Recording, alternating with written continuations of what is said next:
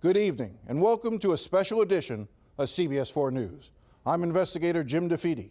In local news, we spend a lot of time talking about crime and occasionally punishment. But tonight we're going to go in depth and talk about rehabilitation. Is it possible?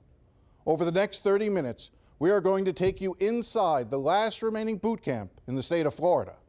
CBS 4 News spent 4 months following one class of cadets, a collection of carjackers and burglars and armed robbers. Some will embrace this last chance, others will not. For those who graduate, only 11% will be rearrested within a year. But that's a long way away. For now, they just have to survive day one. Get them off that bus, Sarge! Let's go! Let's go!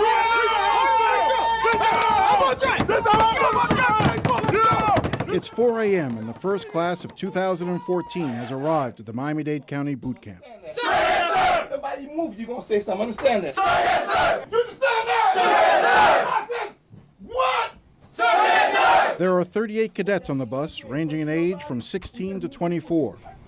We going to do it my way, or we going to do it my way? There ain't no other way. Understand that? Sir, yes, sir! They have all pled guilty to a myriad of crimes and face sentences of up to 15 years in prison. Let's go! Let's go! Let's go! Hey, hurry up! Get off the bus! But the judges who sentenced them offered them one last reprieve: complete the boot camp program, and they won't have to go to prison. I can't hear you! I can't hear you! Get your head down! Straight forward! All right, sir! From the moment they arrive, the cadets are subjected to a verbal campaign of shock and awe, designed to test their limits. Hey, louder than that! All right, sir! Hey, sir! Hey, sir! You! Hey, hold your freaking mouth! Here, everyone is treated the same, whether they look hard and streetwise or scared and innocent. Louder! Faster! Faster! Faster! I can't see you! Faster! I can't hear you! My name is Jennifer. I'm 18 years old. I'm in here for carjacking, aggravated assault, false imprisonment, and burglary. Jennifer Flores was 17 when she and her friend forced their way into a stranger's car. Let's go! Hurry up! I was with my best friend, which is a girl, and we were just messed up on drugs and just wanted to take somebody's car. We got in his car and I grabbed him by the back of his head and my co-defendant started just beating on him. Let's go! Today! Today! As the light rain falls, the youngest cadet in the class appears overwhelmed. Christian Arojo was 15 when he was arrested for aggravated battery after getting into a fight at a party, leaving the victim in a coma for 3 months. And you hit him because? Because I was drunk and he looked at me in the wrong way. The lack of self-control is a common trait among the cadets. Half the class failed to finish high school. 6 of the cadets were homeless and living on the streets. The key in boot camp is discipline and the realization that there are consequences for screwing up, no matter how small the screw-up might be.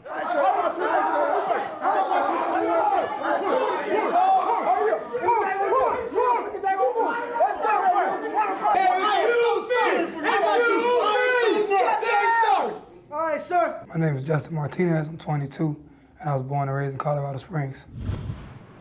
Boot camp was designed for those at a crossroads, and few fit that description better than Martinez. Martinez's father spent most of Justin's childhood in prison, and Justin was well on his way down that path as well. His father was in the notorious street gang Piru in Colorado. After his mother moved him to Florida, Martinez joined the Homestead gang 9 Trey, the gang tattoos evident on his arms. Last year, he was arrested for a series of burglaries in which he stole a gun. Why'd you take a gun? It's easy to sell. At the time, I was in my own apartment, and I was short on rent. He said what haunts him is knowing how much he hurt his mother. A son always knows his mother's pain. The look she gave me. The look she gave me when she came and saw me the last time, I knew she was hurting because she couldn't look me in my eyes. So I know I put a lot of pain on her chest. It's been 19 months since he last saw his mother. She told me the last thing she said was to keep my head on straight. And she wrote me a letter the other day that said to keep my head forward because I have a hot head. She knows I have a hot head. Welcome to freaking Miami-Dade County freaking boot camp. Sergeant William Dias helped launch the county's boot camp program back in 1995. Since then, more than 1,000 cadets have completed the program. The program is here for you. It's not for us. All we want is your freaking best. Do you understand me? Sir, yes, sir. I'm a big fan of boot camp. Tell me why. In part because I think it is probably the only program we have that is rehabilitative in nature for adults, first of all, for young adults. It is. It's the only program we have that's not prison. Miami-Dade Circuit Court Judge Nushin Safi oversees the criminal division of the courthouse and knows she isn't sending choir boys into the program. Some of these folks have been convicted of some really bad things. I mean, I would say by and large it's pretty serious offenses. I would say most of the people that I have sent to boot camp were pretty serious offenses.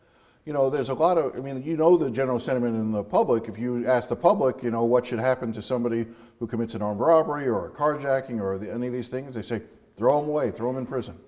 I think that that's people's initial reaction, but what I would tell you is that I've had many cases where I thought it was my responsibility to make sure that the people involved in the case knew what I was about to do. So the prosecutors would bring the victims on these cases into court, and I did that on multiple occasions. And the one person that disagreed with me said to me, Judge Safi, I don't agree with you, but I agree with what you're trying to do. So and what is it that we're trying to do? We're trying to ultimately create a person that's going to be a functioning member of society and not create a person who's going to come out of prison and be a bigger, badder, better criminal. According to Judge Safi, for many of these young criminals, boot camp may be their last opportunity to learn right from wrong. What they tell you in boot camp is that they basically strip the kid down they strip the person down to bare bones, and they build them back up. And they're part of a team, they're part of a platoon. And they're definitely taught consequences, which I think is huge. They're taught to really believe in themselves. And all it is about giving the kid a chance. Ultimately, if the cadet fails, prison is waiting. The bus is waiting and their prison number is waiting. From the moment they arrive, they are told there is a right way to do something and a wrong way. They teach them how to stand, how to speak, how to hold their canteens.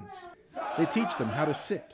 I'm not taking my little mousy time. I'm not taking my time. Oh, the seat dirty, whatever. I'm sitting down like a rock. You understand me? Sir, yes, sir. They even show them the right way to lower their head in prayer. Ready, pray. And if they mess up, they'll all be smoked.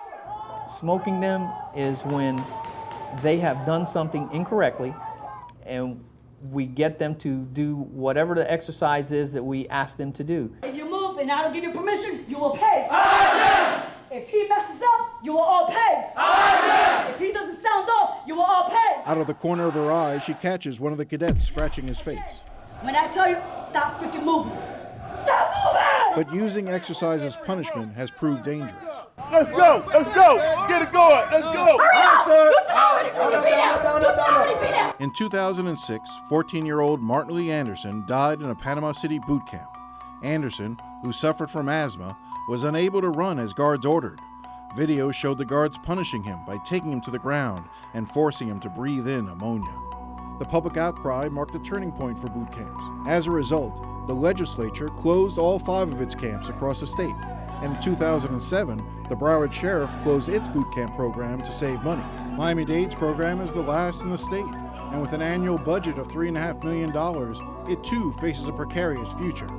Mayor Carlos Jimenez proposed closing the program this year to save tax dollars, but came up with the money under pressure at the last minute to save it for now. Boot camps are an inherent gamble. The safe bet would be to send these offenders to state prison, where it costs just $47.50 a day to house and feed them. But this is a long-term bet. You might even call it an investment in all our names. Take Justin Martinez. A 5-year prison term would cost taxpayers $86,690. The 16-month boot camp, just $46,453. More important than the money, though, is the hope that the program will keep cadets from committing new offenses. The recidivism rate in prison is 27%. Within the boot camp, it's just 11%. In boot camp, they are required to attend classes, and most will earn a GED while here. Those who already have a high school diploma receive job training. But the cadets of Platoon 14-1 are still a long way from success. When we come back, which cadets will make it, and who will wash out?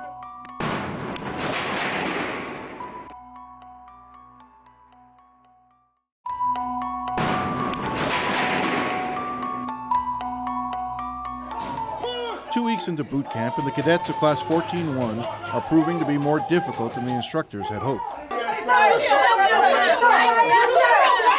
Now she act crazy, you gonna pay for it. Talking to you, little mama. The drill instructors have them so rattled, one cadet keeps referring to his male drill instructor as a woman. All right, man.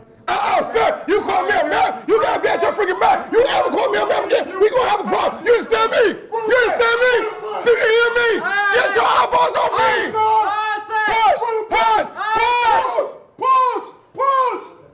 Get your mama and your sons together, you figure it out. The boot camp's commander is Lieutenant Rose Green. I've watched the progression. It's very slow at this point, and I still see that they're very raw. On this day in January, there was a stark reminder of what's at stake and why getting them to succeed is so important. Cadet Mackenzie St. Fleur. Green had just learned a cadet who completed the program in December was shot and killed in front of his house. Mackenzie St. Fleur, 17 years old. We released him December 19th, I believe. He went back to the same home that he came from. So if that's the case, he went back to the very streets that he came from, unfortunately. Well, there's not a lot of options sometimes. They have to go back to, a lot of times they have to go back to the same streets, don't they? Absolutely, absolutely. And that's why we try to fortify them. St. Fleur had passed his GED exam while at the boot camp, but he never received the actual diploma. The certificate didn't arrive from Tallahassee until the day of his funeral. Justin Martinez is hoping for a different fate. I want to learn how to be a father for one. I have a son that's 1, my daughter's 3. The most important thing he said he can do is provide a better example for his kids as they grow up. I never knew how to work for anything, and when I did work, I never appreciated working. I could have gave back to my mother and my kids, but instead I spent it on myself. 16-year-old Arojo is already the father of a boy and a girl, and Flores a 3-year-old son. I had him when I was 15. She hasn't seen her son in 8 months. My mom tells him that mommy's away for being mad, that mommy's in timeout. So when I talk to him, he tells me to behave good.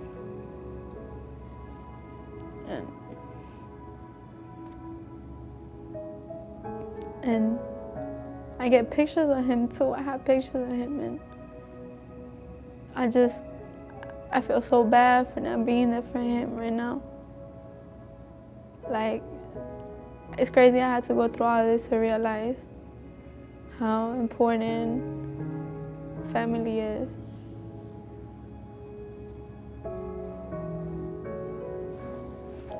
Oh, I'm sorry.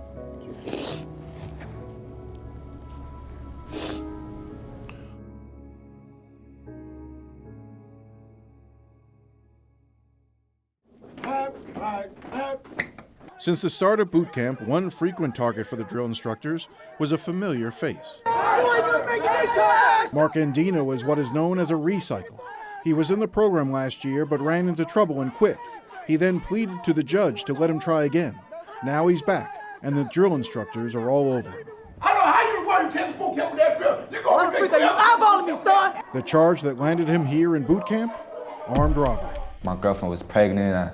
I was under a lot of pressure, and I made a stupid decision, and I robbed a jewelry store. You think I don't remember you? Well, I'm talking to you. Well, you know what, son? You better get new. This is your second time around, right? You need to get right. You understand me? Don't be a freaking statistic. Do you understand me? Nearly 2 months have now passed, and the cadets are starting to show some signs of improvement. They seem to be getting it. For me to be able to contain my anger and contain my self-control in this place as long as I did shows a lot about what these people do here. And, you know, they talk to us, yeah, they yell at us, but nobody sees the behind-the-scenes act when they talk to us and give us words of encouragement. For some, the drill instructors transition from guards to the parents they never had. They beat on us, but I realized the difference between picking on me and trying to help me. One person who failed to make that connection was Andino. The cadet had finally run out of second chances. Mr. Andino refused, Your Honor, to comply with the instructions and orders for the program. Not even halfway through the program, Andino has had enough. After refusing orders and threatening staff, the drill instructors decided it was time for him to get on that bus for state prison. On this day, they were updating the judge that granted him boot camp. Your client is potentially facing some very serious consequences. Flunking out of boot camp meant he would have to serve the remainder of his 6-year sentence in state prison. We caught up to him a couple of weeks later inside the jail, where he was waiting to be transferred to state custody. Once you got out of boot camp and once they brought you here, Yeah, I felt stupid. you realized you made a mistake.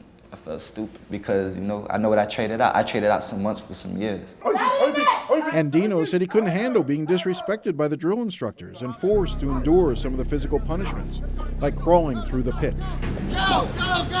At the moment, it's like my mind's just, I want to escape. I want to get out of here. I want to get out of here. I want to get out of here. And when I had the time to sit there and they brought me back to the jail and I had the time to sit there and really think about it, I felt stupid because I gave it all up. I gave my freedom up. I let a lot of people down, you know what I mean, for nothing.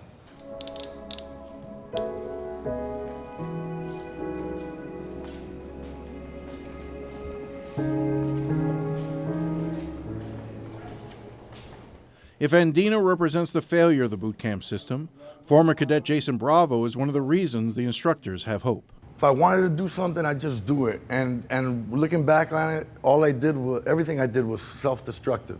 Few people understand where these cadets are coming from better than Jason Bravo. Bravo was 17 when he was arrested for armed robbery and assault. He was facing a 15-year prison sentence when the judge offered him a chance at boot camp. That was in 1998. This was my bunk. Top? Bottom. Bottom? This was my bunk right here. I'd have to line up. This is where we'd eat chow 3 times a day. A lot of good memories here. Are there really?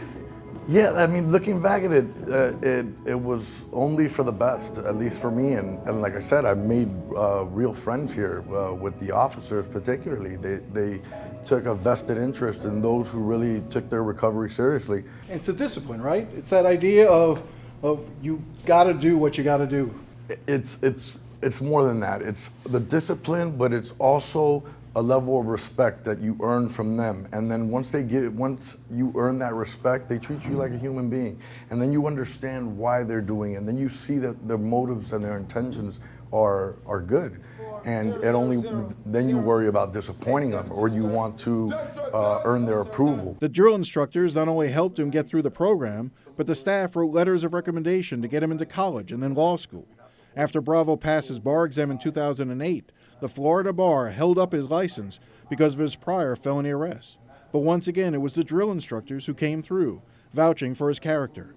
Now at 33, he's been practicing law for 4 years, and he's paying it back by talking to the cadets. There's nothing that I accomplished before in my life. I accomplished nothing before I came to boot camp. Probably the first thing that I did in my life that was worth mentioning in a positive way was graduating from boot camp. When we return, the big day for these cadets has finally arrived.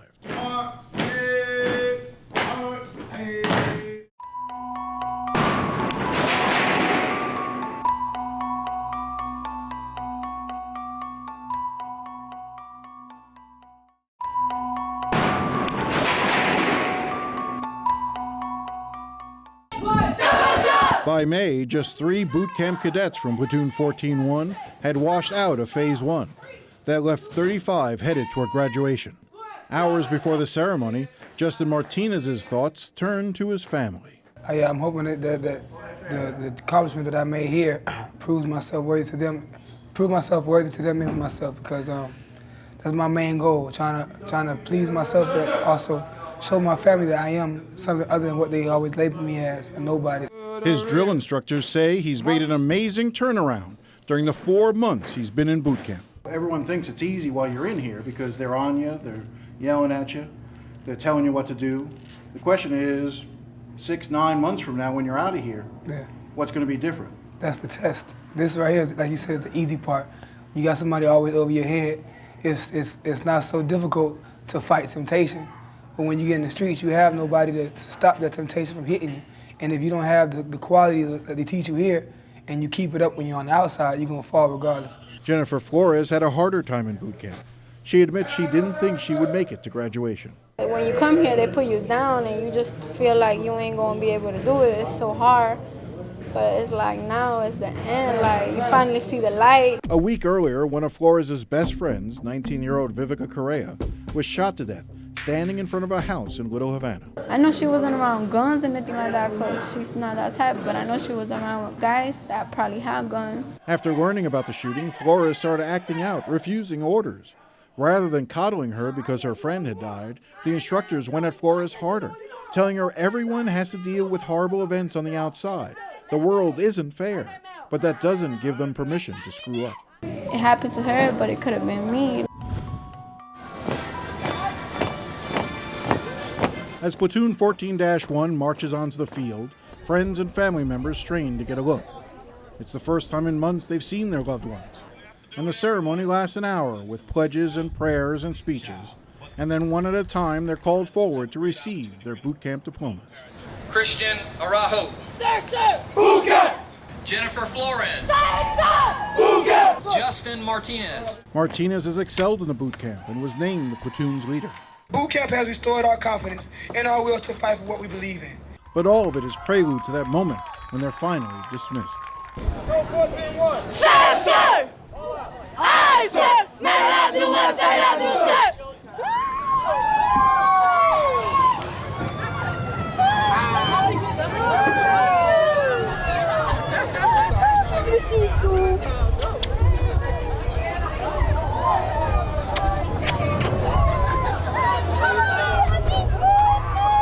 Across the yard, the tearful scene is repeated.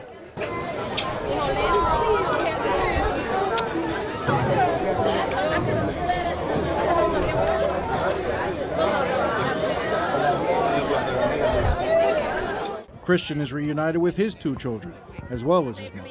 His name is Connor, he's 5 months. That's Christopher, he's 2 years old. I'm proud of him and I thank God because I see him and he changed a lot. A short distance away, Justin is with the women in his life, his baby girl, his mother, and his grandmother. He's happy, he's at peace with himself, I can tell he's at peace, and I'm happy about that. Before he went into this, where was he heading? Down a dark road, down a dark road. The next phase will begin the process of finding jobs and entering the work release phase of the program. But for now, the 5 minutes they're given to see and hold family members is enough to keep them going. The drill instructor counts down the final seconds. 16, 15, 14, 13, 12, 11, 1, 0. Go get a line. Okay, love you, bye. Okay. 7, Bye. 6, 5, 4, 3,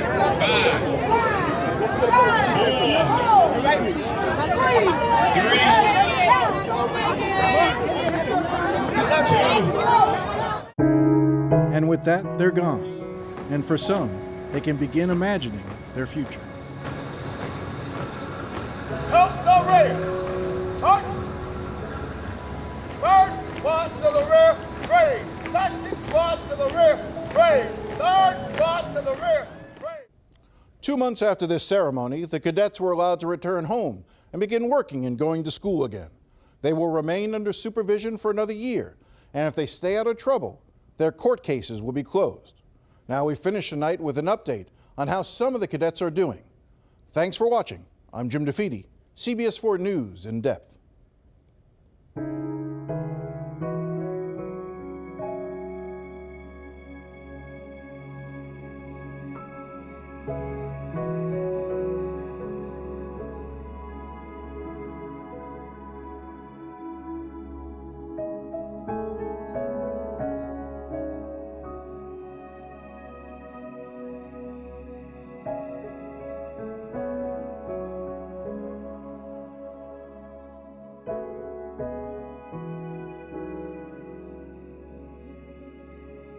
Thank you.